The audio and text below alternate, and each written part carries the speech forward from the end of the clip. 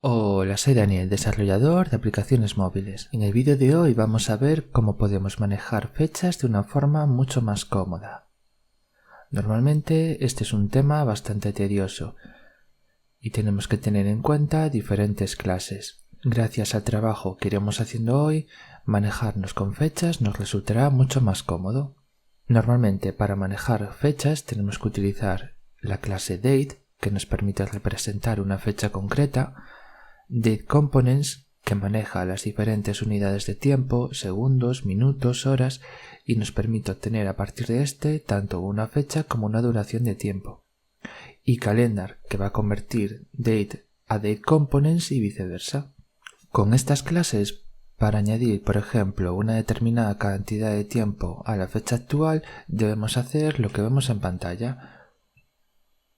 Por un lado, creamos un DateComponents, le indicamos el tiempo que queremos añadir, meses, días, horas, y después llamamos a calendar current.date, añadimos nuestro time interval y se lo añadimos a la fecha actual. Con eso obtenemos el valor de future date y el resultado sería el que vemos en la derecha. Para 6 meses, 25 días, 16 horas, 55 minutos y 16 segundos desde ahora, la fecha obtenida será esta. Bien, no es complicado hacer esto, pero ¿qué me diríais si existe una forma más sencilla de conseguirlo? A lo largo de este vídeo intentaremos llegar a esta forma, que podamos decir 6 meses más 25 días más 16 horas más 55 minutos desde ahora y obtener el mismo resultado que arriba. Lo que estamos consiguiendo con esto es tener de una forma más legible el cálculo de sumar todas estas unidades de tiempo a nuestra fecha actual. Para poder llegar a esto he creado un archivo de helper y aquí iré añadiendo los métodos.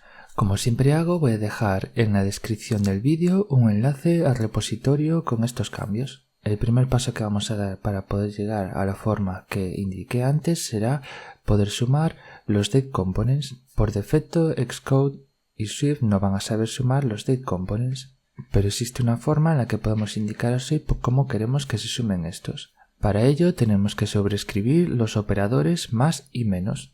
En nuestro archivo DateComponents vamos a definir lo siguiente. Por un lado le decimos que vamos a hacer una función que se llama más y que recibe dos elementos, el lado de la izquierda y el lado de la derecha, y son de tipo DateComponents los dos, y nos va a devolver un DateComponents. Para la resta vamos a hacer lo mismo, tendremos un lado izquierdo y un lado derecho. Ambos son DateComponents y devuelven otro DateComponents, y dentro de esta función vamos a llamar a addDateComponents.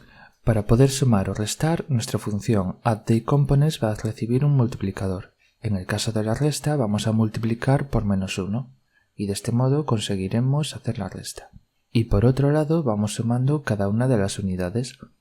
Sumamos la parte izquierda con la parte derecha y en caso de ser alguno nulos le ponemos como valor por defecto 0 y finalmente devolvemos el nuevo DateComponents. Volvemos a nuestro playground donde estamos ejecutando nuestras funciones y vemos como ahora sí que funciona la suma y la resta de DateComponents. Lo siguiente que vamos a hacer es añadir una negación de DateComponents. Para ello, otra vez sobreescribimos el operador menos, le indicamos que el valor que vamos a negar es un DateComponents y va a devolver un DateComponents. Iremos verificando si cada una de las unidades es distinta de nulo y en ese caso lo que vamos a es aplicar el valor negativo de esa misma unidad, devolviendo finalmente un DateComponents. Una vez que hemos indicado cómo podemos sumar, restar y negar los DateComponents, vamos ahora a aplicar sumas de fechas y DateComponents. Para ello lo que vamos a hacer es volver a sobreescribir el operador más. En este caso en la parte izquierda tenemos un dato de tipo date y en la parte derecha un DateComponents. Para sumar simplemente hacemos como el ejemplo del principio. Utilizamos calendar con el método date y aquí sumamos la fecha con el DateComponents y finalmente en nuestro playground lo probamos. Vemos que sumar una fecha y un DateComponent es muy sencillo, dándonos como resultado en este caso que si sumamos 2 días, 6 horas y 3 minutos tendremos que el resultado es el siguiente. Si lo que hacemos es darle la vuelta a estos parámetros, no va a funcionar, porque lo que hemos hecho es definir cómo funciona una suma teniendo primero una fecha y después un dateComponents. Entonces, lo que vamos a hacer es agregar este caso. En este caso, como ya tenemos definida la suma de primero un date y dateComponents, agregamos otra vez una sobrescritura del más. A la izquierda tendremos el dateComponents y a la derecha el date. Y lo que hacemos es una suma invirtiéndolos. Primero la parte derecha y después la parte izquierda, que es esta sobrescritura que tenemos aquí.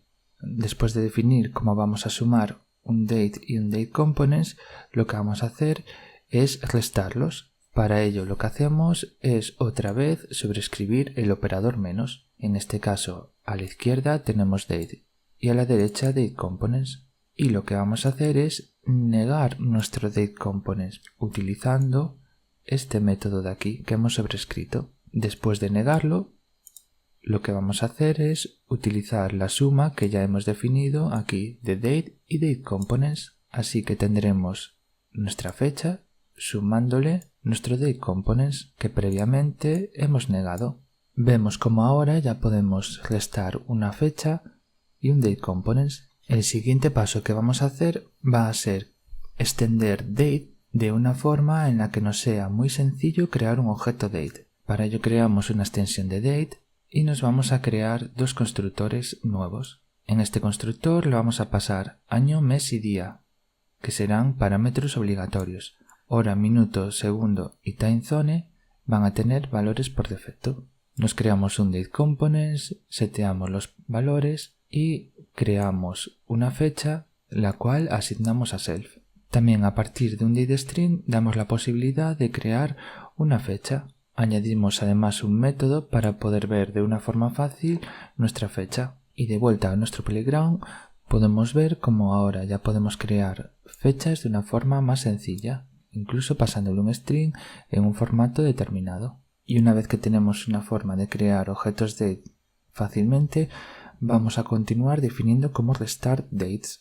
Cuando restamos fechas, lo que vamos a obtener como resultado es un dateComponents que nos dirá cuántos segundos, minutos, horas hay de diferencia entre dos horas. Para poder restar fechas entre sí, lo que vamos a hacer es sobreescribir el operador menos. Al lado izquierdo tenemos la fecha y al lado izquierdo otra fecha. Y va a devolver el dateComponents. En este caso vamos a utilizar calendar, el cual nos va a dar un dateComponents al cual le tenemos que pasar la fecha de la izquierda y la fecha de la derecha.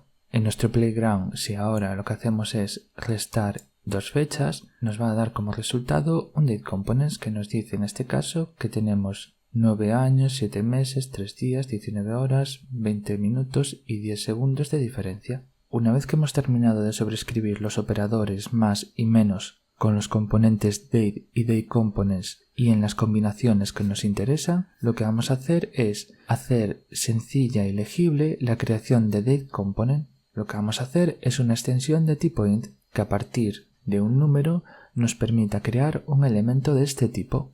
Vamos a ir creando propiedades seconds, minutes, hours. Todas ellas van a devolver un dateComponents en el cual vamos a crear un dateComponents, seteamos la unidad que corresponda, en este caso segundos, y devolvemos nuestro dateComponents.